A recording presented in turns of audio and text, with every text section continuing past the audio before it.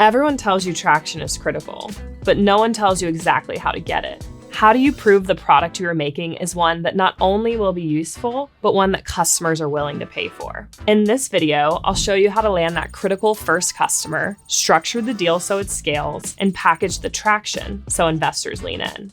You are looking for deals that generate evidence, logos, dollars, and especially repeatability. That's what investors call traction. And guess what? Speedrun founders who had traction by demo day were over 6 times more likely to raise additional funding. I'm Macy Mills, and I lead business development for a16z Speedrun. Every week, I get to help founders think through closing their very first customers and design partners. We've distilled what actually works into this video based on hard-won lessons from hundreds of Speedrun startups.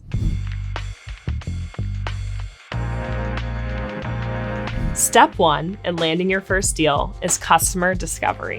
And here's the good news. You don't need a working product to start. You don't even need a demo.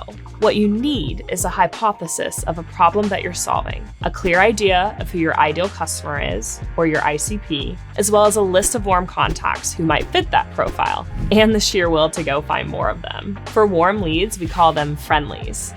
They're people you know, or perhaps even friends of friends, who will take your call, give honest feedback, and help you test your thinking without needing a polished pitch.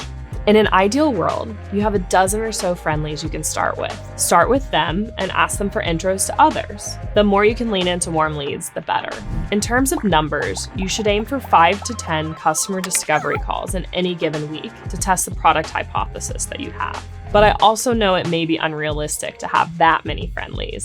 And this is where the brute force comes in. You need to be out there writing people on LinkedIn to try to get to as many conversations as you can. In these calls, don't start with features or product ideas. Start with problems. Your job is to dig into their pain and understand how they think about solving it. Ask questions like, what's the most painful part of your day? How are you solving that? What's missing from the solutions that you've tried? And if I could save you 10 hours a week on that, what would it be worth? That last one, the pricing question, is powerful. You may not get to a number right away, and that's okay. It might come in a follow-up call. But when someone starts thinking in terms of budgets, you've moved from research into potential partnership. These conversations help you do 2 things at once. First, they give you clarity on who your ICP really is. Second, they help you spot who might be excited enough to become an early design partner. So now you've started to identify your ICP and maybe even some excited prospects. Let's talk about what makes someone a great design partner and how to spot the ones that are going to be most useful for your product roadmap. First, what even is a design partner? A design partner is a crucial early customer that will try your product, give you feedback, and will likely have sway on your product roadmap. Some people also call them lighthouse customers. All fancy ways to say your first external partner. They can be paid or unpaid, and we'll discuss that more later. Most of the time, they are at least heavily discounted, and it's crucial you pick partners you want to work with, as well as those that fit your ICP. Here are a few principles I share with founders in Speedrun when they're choosing their early design partners. First, run 2 to 3 design partnerships in parallel. You'll learn more faster, and you avoid anchoring your roadmap around the needs of just one customer. Second, choose partners who match your ICP. If you build with someone who's not a fit long-term, you risk creating custom solutions that you'll never scale. You should also make sure the design partner's needs fits the needs of your first features that you're developing. For example, I once had a founder who was building a product primarily for PC. They had a lot of early potential customers that were interested in PC, but one really exciting customer that wanted mobile. They discussed as a founding team potentially moving mobile up in their roadmap. However, they had already talked to many PC design partners that were interested in getting their hands on the PC product. They ultimately decided to pause and add mobile at a later date, at which point that customer became their first mobile design partner. This is a great example of them showing discipline and their product roadmap while being able to still close that mobile customer at a later date as a design partner. Third, take everything those first customers say with a grain of salt. Design partners are helpful, but there's still just 1 or 2 voices. Don't let a single opinion rewrite your entire product strategy. It's actually quite common. Some people call it the blue chip customer feedback trap. At the building stage, you need to ensure you have strong conviction on your product roadmap before going into customer feedback meetings. This will allow you to stay strong on your strategy and ensure that those 1 to 2 customer conversations aren't completely changing your product roadmap.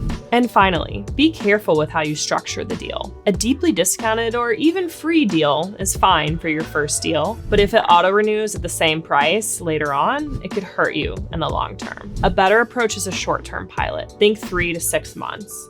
At this point in time, you're probably still figuring out your pricing model as well as the value that you can add. So in this case, it's better to have a short-term contract where you work on the design partnership, they give you feedback on your roadmap, so that at a later stage, you can upsell them into a regular customer contract. So how do you know when you're ready to charge that first customer? And when does it make sense to hold off? That's what we'll be getting into in the next section. One of the biggest questions I get from founders is, when should I start charging money?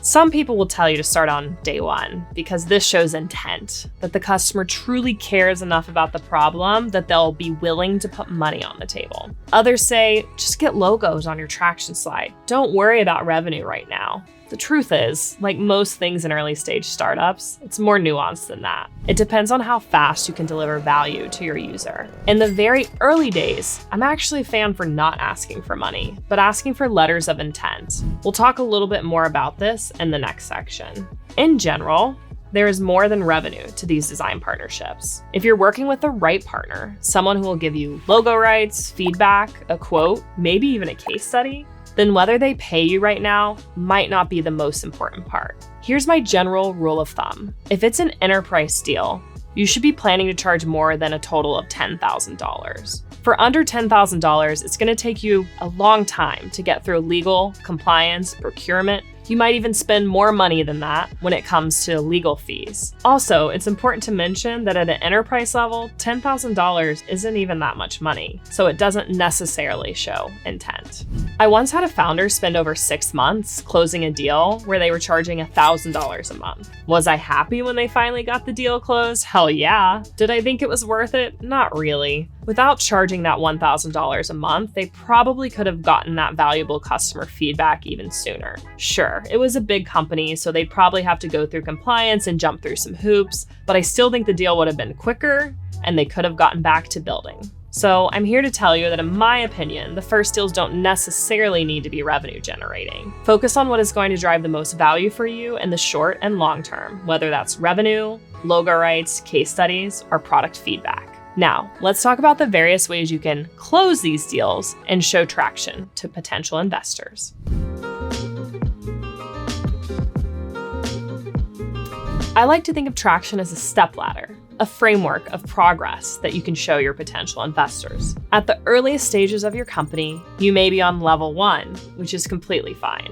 Once you get to level 4 traction, that's when investors really can't stop paying attention to you. So let's break down the levels of traction as I see it. Level 1, pipeline. These are logos of people who have expressed interest, either on a call or by signing up to your product online. This is definitely the softest form of traction, but some founders need to use it in the early days to prove that there are people who are interested in their product at a very early stage. Level 2, design partners. Signed LOIs with potential design partners. LOIs, or letters of intent, are non-binding contracts that share your intent to partner. They should outline things like, how often do you want feedback from the partner? What products will you give to the partner, if any? Sometimes it makes sense to get these done in advance of an official paid contract, especially if you have a crucial event like a demo day coming up. Getting customers to sign LOIs is easier than signing contracts, but they still do take time to get through the legal process. So take that into account as you are planning for something like a demo day. Level 3, pilots, paid pilot contracts. This is more official than a signed LOI. This is most likely where you've decided that you have enough of a product that you could start to charge customers. I like to give the guidance of 3 to 6 months for a pilot period. This is great traction once you go from one pilot to a few pilots. Level 4, annual revenue. An annual subscription paid contract. This is the gold standard, an annual paid contract at a rate you feel properly compensates you for the product that you're building. As I mentioned, there are 4 different levels and ways to package up your traction for investors.